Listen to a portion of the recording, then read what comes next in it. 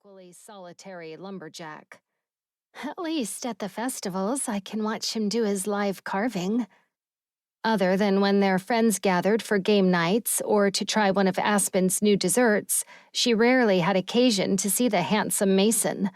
But during the spring and summer, their schedules ran very similarly, since he did log carving at live demonstrations at many of the markets.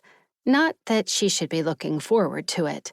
Trying to build her art into a full-time income took precedence right now, and Harper knew she didn't have time for a relationship if she was ever going to prove herself to her mother and stop relying on a trust fund to pay the bills. "Harper, they're perfect," Austin said with a smile. He really had a nice smile. Aspen was so lucky. She was loved and adored by a great guy. Jealousy tried to rear its ugly head, but Harper pushed it back. It was no one's fault that the art world was a difficult one or that her secret crush had to stay secret. It wasn't worth being upset at her friend's happiness because of it. Not to mention, it wasn't like Aspen and Austin's road to love had been easy. "Do you have your part ready?" Harper asked. Austin nodded. "It's in the car." He scrunched his nose. "Ty helped me write it, but it's ready." "Awesome." She gathered up her canvases. "Let's get going." It took no time at all for them to arrive at the cafe. Estelle let them inside. It was a Sunday afternoon, which meant they were closed to the public, and it was the perfect time to set up a surprise for Aspen.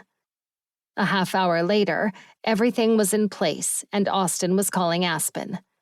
"Hey, babe, can you come down to the shop for a minute? I have an idea." Harper held her breath, then relaxed when Austin gave them all the thumbs up.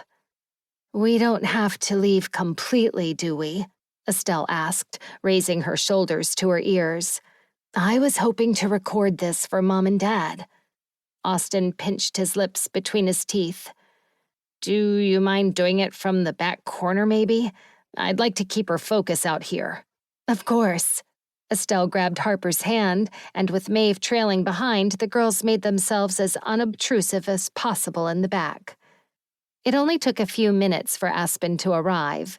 Short commutes was one of the perks of living in a small town, and Harper's heart leapt to her throat. She was so excited for her best friend. All little girls dreamed of this day, and it was wonderful that it was finally happening. "Austin?" Aspen called as she pushed open the front door. She gasped and came to a halt when she saw the wall. "What's this?" Austin stood in front of the latest decorations.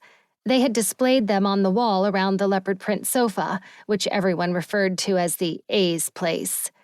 He held out his hands, and Aspen slowly walked his way, taking in the pictures. "Did Harper paint those?" Aspen asked. "They're beautiful." Austin still didn't speak, instead guiding her to sit down. Once Aspen was seated, Austin knelt down on one knee, eliciting another gasp. Harper clasped Estelle's hand, then forced herself to let go so she wouldn't ruin the video. This was so exciting. "Aspen Marguerite Harrison," Austin said carefully.